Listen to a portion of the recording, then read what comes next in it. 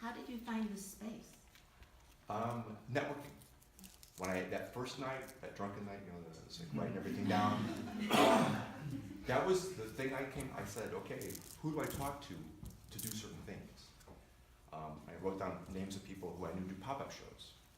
And I said, okay, I gotta find their email and I gotta write them and find out what they suggest. And I did it to several people. And Aaron Packer of the former Packer Shelf Gallery said, oh, Space 900. And then here's the contact information. Here's the person you can talk to. Here's their phone number. So it pays to be friendly to people, I guess. So, and it also pays to ask. I ask nicely, and maybe you'll receive. And that just turned out that way. So much of this was serendipitous. I mean, I think there were a lot of people who wanted to do something and just didn't know what to do. Mm-hmm. So of all of the charities, why did you choose the Southern Poverty Law Center? Personal reasons. My sister's husband's black. Both of her kids are African American. They live in Columbia, South Carolina. Hate crimes are spiking. The KKK is marching openly, and people are applauding them. So, yeah, it's a nightmare. We're not going back to the 50s. Forget that rhetoric. We're going back to the 1890s. I mean, that's the situation that we are in. The 50s would be a dream. That's not what we're going for. So, and I think everyone in the show has a reason that's similar to that, as far as to why what cause they supported. Are all the artists in the show, are they friends of yours, or did you reach out to? It was a network, it was a networked invitational is how I call it.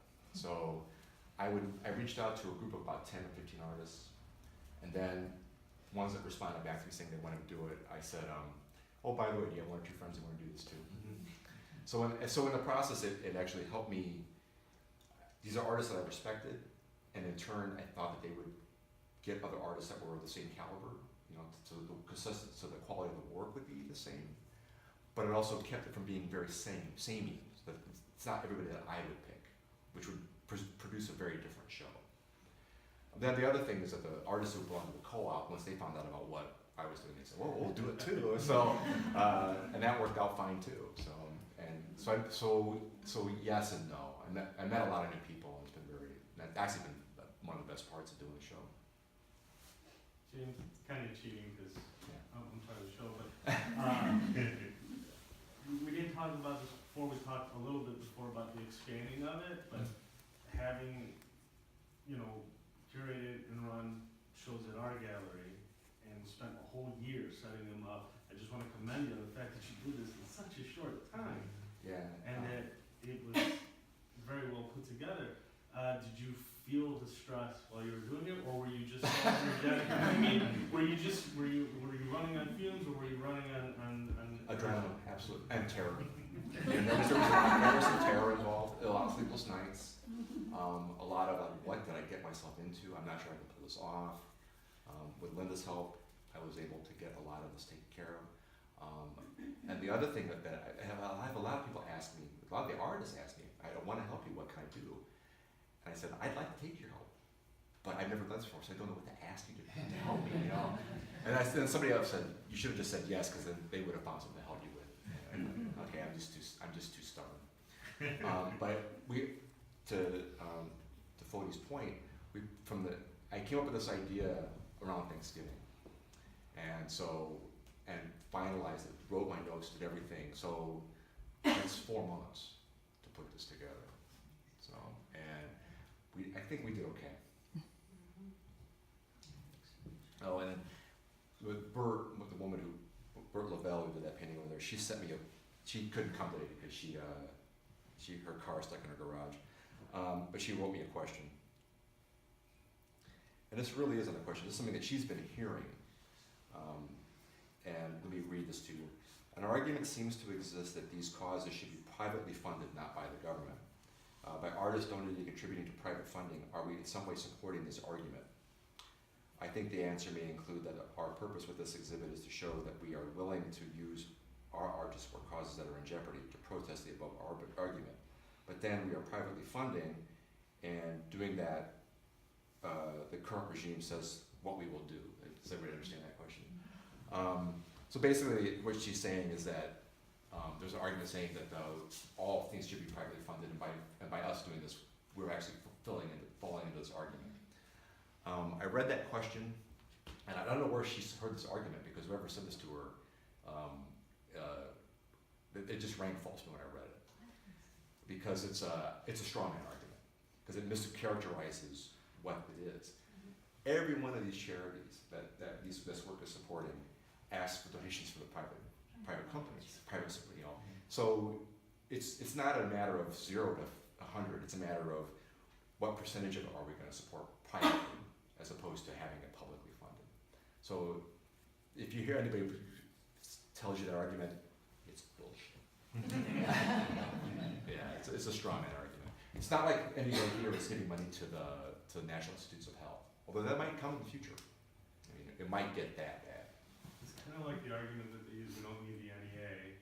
Right. But private. Yeah, private donation will take care of it.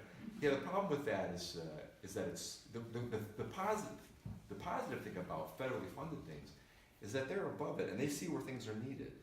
And the closer you get to the ground, the less you can tell what is needed where. And it also gives you tunnel vision about, what's happening in my part of the world is happening everywhere, which is absolutely not true. I mean, I think a city like Chicago, I'm not sure, it would be hurt by lack of funding from the NEA, but it could survive. New York, LA, both of them could. Go out to the rural America, where the only art center is an NEA-funded art center, and art disappears completely. And that would be what would really hurt. And it makes it roughens the culture even more in areas that don't need to be roughened anymore. But I really think that, and you talked about it, but I want to emphasize it even more. I think when people do something like that, it really affects society in a big way. It gives people a message. It really, I think, like spiritually or whatever, emotionally, or it's really important. It's a long-term thing, and that's the thing is that the rationale is that we don't see any results. Well, there are results. They're just very hard to quantify. It's the difference between traditional mathematics and differential equations. I mean, the science behind traditional mathematics is great. The movements of the planets, hey, that's easy to figure out. Traditional mathematics does that really well. Predicting when the next wave is going to hit the beach, that ain't there. And art is more like the mathematics behind the wave hitting the beach than it is about the orbit of the planets. Clark, you had a question? It sounds like you're inevitably going to be doing another one of these in the near future.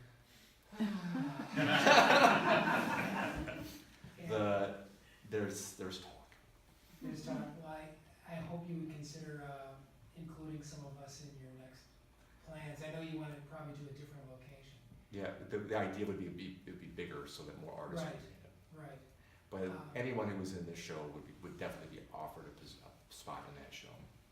I loved your comment about the fact that if one's art is not necessarily political or activistic, at least the donation of one's art is a way to do that. Yeah, and art is personal, and I wanted to tie the donation and the cause to the person. Did you get any press on this? Actually, I can't pronounce his name. Somebody from the new art examiner was here like moments before everybody else got here.